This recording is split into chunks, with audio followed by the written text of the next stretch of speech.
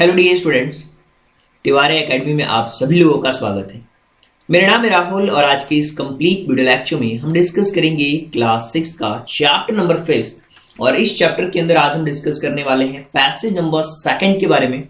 और इस पैसेज के अंदर आने वाले सभी इंपोर्टेंट वर्ड मीनिंग्स को कवर करेंगे। इसके साथ साथ इस पैसेज के एक्सप्लेनेशन को देखेंगे और इस पैसेज के ऊपर बेस्ड जो भी इंपोर्टेंट क्वेश्चन आंसर हो सकते हैं उनको भी हम कवर करेंगे। अगर हम बात करें इस पैसेज की तो फर्स्ट लाइन में ही लिखा हुआ है When I arrived, there was no one inside but a girl about 12।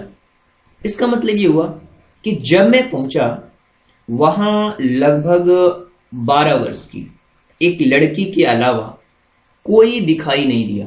Right, no one inside but a girl of about 12 years. वहां एक 12 साल की एक लड़की थी। राइट, अब यहां पे अगर हम अगली लाइन में देखें तो यहां पे लिखा हुआ है her eyes were covered with a bandage and she was being led carefully between the flower beds by the little boy who was about 4 years younger.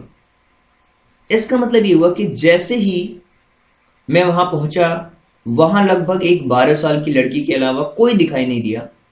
Her eyes were covered with the bandage, उसकी आंखों में एक पट्टी, उसकी आंखें एक पट्टी से ढकी हुई थी और उसे एक छोटा सा लड़का फूलों की क्यारियों के बीच, the flower beds by little boy. Right, एक छोटा सा लड़का फूलों की क्यारियों के बीच सावधानी पूर्वक ले जा रहा था।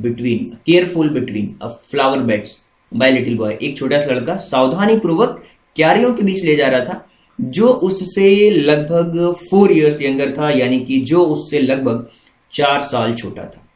अब यहां पे देखिए दो मीनिंग्स आ रही हैं, एक है बैंडेज और दूसरा है लेड। बैंडेज का मतलब होता है एक ऐसी स्ट्रिप, एक ऐसा कपड़ा जो या फिर अदर मटेरियल जिससे हम अपने घाव को बांध के रखते हैं या फिर जहां पे भी रखते हैं।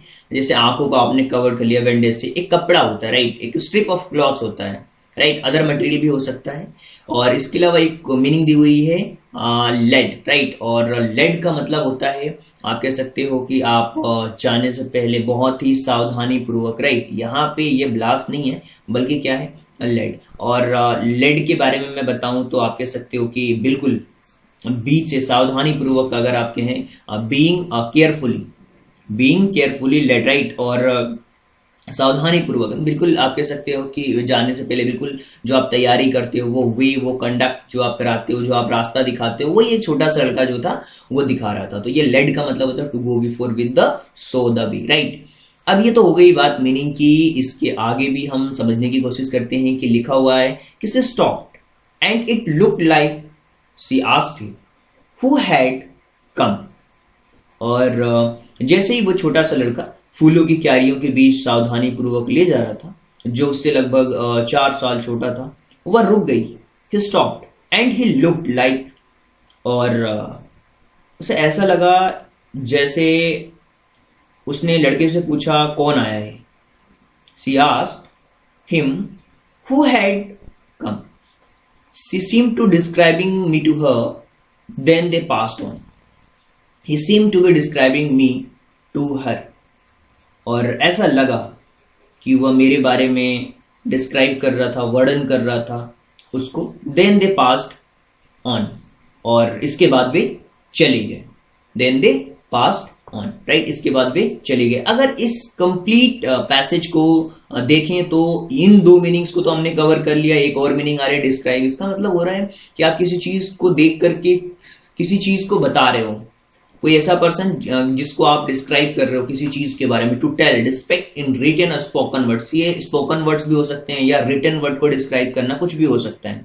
तो आप कह सकते हो कि जब मैंने सुश्री बीम की स्कूल के बारे में बहुत कुछ सुना था, लेकिन पिछले हफ्ते तक यहाँ आने का मौका नहीं मिला था। और जैसे मैं यहाँ पे पहुंचा तो लगभग एक 12 वर्ष की लड़की के अलावा कोई दिखाई नहीं दिया और उसकी आंखों पर पट्टी से ढकी हुई थी और इसे छोटा सा लड़का फूलों की क्यारियों के बीच ले जा रहा था जो उससे लगभग 4 साल छोटा था। वह रुक गई और ऐसा लगा जैसे उसने लड़के से पूछा कौन आया है, और ऐसा लगा वह उसे मेरे बारे में डिस्क्राइब कर रहा था, और इसके बाद वे चले गए। देखिए ये था पैसेज हमारा कंप्लीटली, और हर एक पैसेज को बहुत अच्छी तरीके से हमने डिस्कस किया, इसकी मीनिंग्स को भी हमने डिस्कस किया।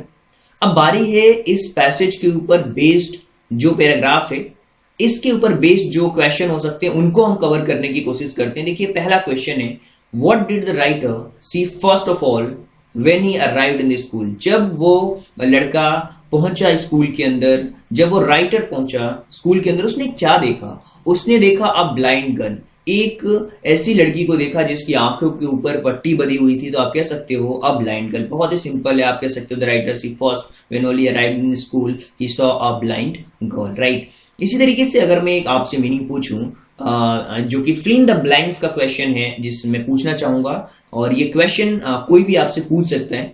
The little boy was leading the blind girl between the, किस चीजों के बीच से वो छोटा सा लड़का उस लड़की को ले जा रहा था? तो आप कह सकते हो फूलों की क्यारियों के बीच, यानी कि फ्लावर बेड्स के बीच में से ले जा रहा था। और आई होप कि ये पैसेज, इस पैसेज का एक्सप्लेनेशन, इसकी वर्ड मीनिंग, इसके क्वेश्चन आंसर आप सभी लोगों को बहुत अच्छी तरीके से समझ आए होंगे।